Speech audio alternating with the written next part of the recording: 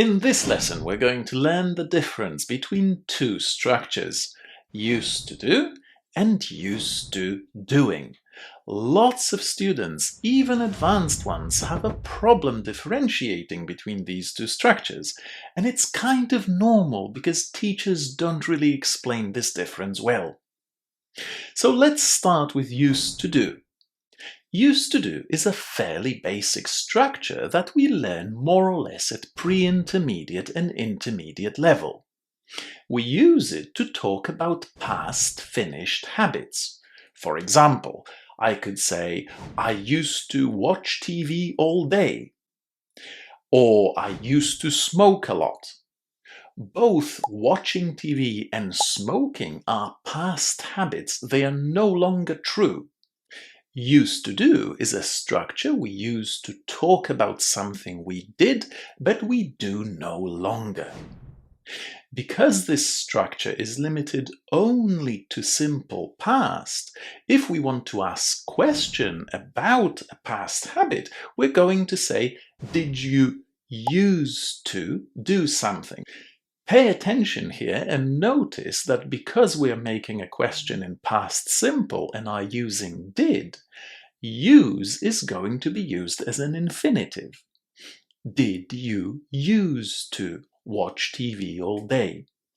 The interesting thing about both the affirmative and the question is that in both cases, used to is pronounced in exactly the same way.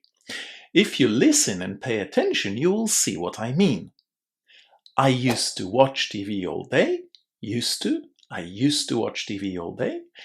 Did you used to watch TV all day? Used to. Did you used to watch TV all day? So in fact, we don't really know when we hear used to whether it's just an infinitive and to or past and to. But in English it doesn't matter, because with used to we are joining used and to with just a single t sound. Used to. So that's the basic used to do structure that we can use to talk about past finished habits. But what about present habits?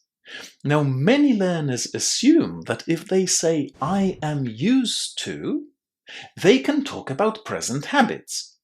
And that's right. But lots of learners say, I am used to watch TV all day. And that's incorrect. When you use used to talk about present habits, you need to put a gerund after that too. I am used to watching TV all day. So, instead of an infinitive, you have a gerund. Subject, to be, used to, and gerund. Now, why is that? Why do we use ing after to? Well, lots of teachers would tell you, ooh, be careful, that's an exception, because we almost never put ing after to. But that's not strictly speaking correct. There is a better grammatical explanation of why there is ing after this to. And basically, what you need to remember here is that this word, watching, is not a verb here. It's an object, a name of the action. Now, if this sounds strange, think about this sentence. Running is good. Or this one. She accused me of stealing her pen. Now pay attention to the words with ing in both of these sentences. Are they verbs? Not really. Running in the sentence running is good is actually the subject of the sentence. Running is good. Something is good. She accused me of stealing the pen is no different because stealing here is the name of the action. It's an object. She accused me of something, of stealing her pen. In English, you can add ing to any verb and make a noun out of it. So in fact, when you see a word with ing without context, you actually don't know if it's a verb, noun, or an adjective. Interesting, isn't it? This beautifully explains why there is a number of structures in English where the preposition to is followed by an object with an ing. For example, I'm looking forward to hearing from you. I'm dedicated to improving my English. I'm committed to working to the highest standard. They objected to signing the agreement. And guess what? I am used to watching TV all day. Watching is a noun here. It's an object. That's why there is an ing after to. Now pay attention that because this sentence uses a form of to be, you can really change this form into any form of to be. So instead of saying, I am used to watching TV, a present habit that's true now, you could also say, I was used to watching TV. Now it's a past habit, and this sentence is no different from saying, I used to watch TV. A past habit that's no longer true. And what about the future? Well, instead of to be, you could use get here and say, I'll need to get used to, an object now please, getting up early in the morning. So in general, when there is another verb before used to, and it can be to be or to get, you need to follow that to with an object with an ing. And when you ask questions using this structure, you have to be consistent in the tense that you use. For example, are you used to getting up early in the morning?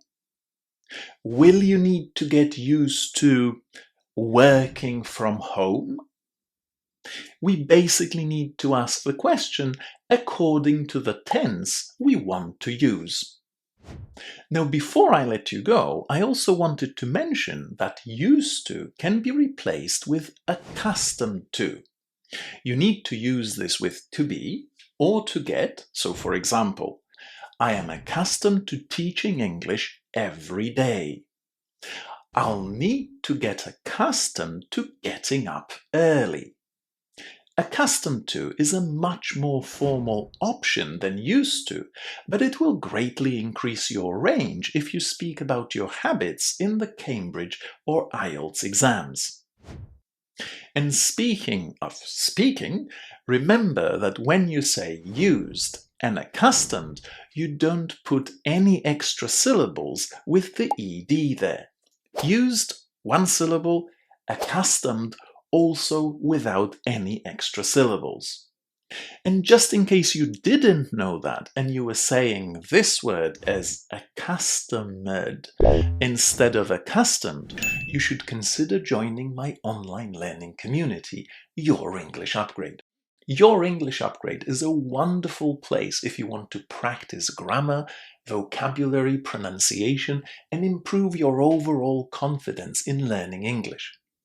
You can join me on 2 live weekly webinars where we'll be studying English together, and you'll have access to a variety of resources and courses on the platform. These, by the way, are being added to the platform every week, so it's basically a growing learning community which you can be a part of. Apart from that, you'll get access to a great supportive community forum where you'll be able to ask me any question you like about learning English. And of course, you'll be able to download the pronunciation files and the PDFs that accompany this video and any other video that I make for YouTube. The link to the community is in the description. I hope to see you there.